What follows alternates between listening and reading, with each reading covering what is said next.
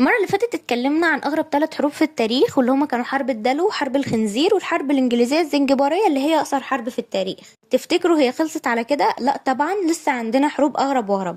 تفتكروا النهاردة الأسباب هتكون إيه؟ تعالوا بينا يلا نشوف أسباب الحروب وحصلت بسبب إيه. أول حرب هنتكلم عنها النهاردة هي حرب المعجنات. أيوة كان اسمها كده، وكانت بتسمى كمان باسم حرب الكعك. حصلت سنة 1838 بسبب أزمة غريبة جدا كانت بين فرنسا والمكسيك، والسبب ما كانش ولا حدود ولا احتلال، لأ كان بسبب محل حلواني صغير كان موجود في العاصمة المكسيكية اللي كان اسمها وقتها مكسيكو سيتي. تعالوا بينا نعرف اللي حصل. كان في واحد اسمه مسيو رومانتيل، ده كان فرنسي وكان عايش في المكسيك، وكان فاتح المحل بتاعه فين؟ في المكسيك. وفي الوقت ده المكسيك اصلا كان فيها فوضى واضطرابات وصراع على الحكم، فالحكومة ولا كانت عارفة تلم ورا الشعب ولا تلم الثورات ولا اي حاجة من دي. فطبعا الناس لما قاموا بثورات بدأوا ان هم يكسروا المحلات وينهبوها، وكان من ضمنهم المحل بتاع الحلواني اللي هو بتاع مسيو رومونتيل. وطبعا هو خسر كل حاجة ومرضاش يسكت، فقرر ان هو يشتكي الحكومة المكسيكية ويطلب منهم تعويض 60,000 بيزو. بس طبعا ما خدش منهم ولا حق ولا باطل، فراح ان هو يشتكي لحكومته في فرنسا ويطلب منهم التعويض. والمفاجأة بقى ان فرنسا خدت الموضوع بجد، واللي هنعرفه ان السبب ورا كده ان فرنسا كان عليها ديون للمكسيك فما صدقت. فطبعا طلبت فرنسا من المكسيك تعويض 600,000 بيزو، والملك لويس فيليب بنفسه هو اللي طالب بالتعويض. طبعا التعويض كان ضخم جدا، فالمكسيك رفضت، وهنا فرنسا اتضايقت واتنرفزت وبعتت اسطول بحري يحاصر المكسيك، وبدأ ان هو يضرب المواني بالمدافع، والموضوع اتطور لدرجة حرب حقيقية واستمرت شهور. بيقال ان هي استمرت 7 شهور ومات فيها ناس كتيرة جدا. وفي الاخر حصل تدخل دبلوماسي بريطاني، وفي الاخر اضطرت المكسيك ان هي تدفع التعويض اللي سبب لها خسائر اقتصادية وعسكرية كبيرة جدا. ومن يومها والتاريخ سماها حرب المعجنات. تاني حرب هنتكلم عنها هي حرب الأذن أو حرب أذن جينكنز.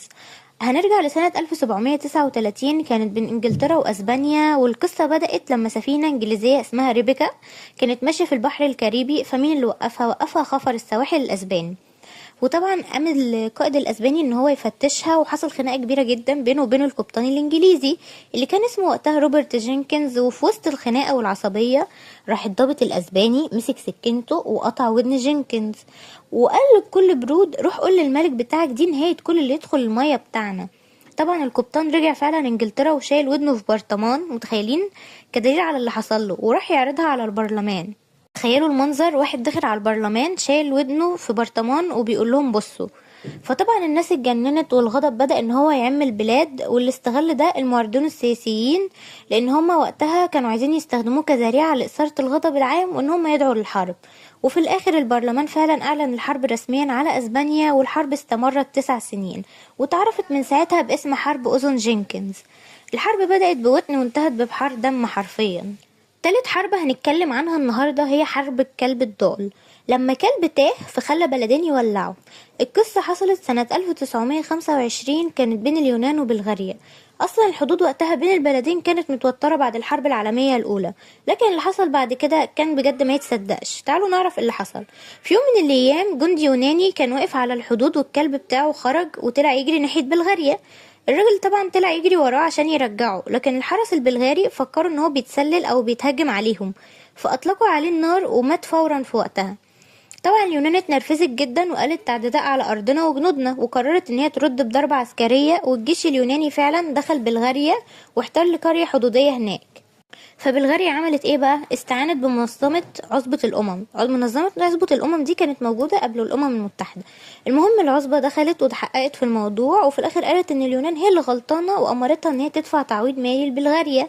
وبكده خلصت الحرب اللي بدأت بسبب كلب تايه، ومن يومها واتعرفت في التاريخ باسم حرب الكلب الضال. يعني الكلب ده لو ما كانش جري ما كانش البلدين هيتحاربوا اصلا. التاريخ دايما بيقول لنا ان مش كل حرب بيبقى وراها سبب كبير، بس كل حرب بيبقى ليها درس.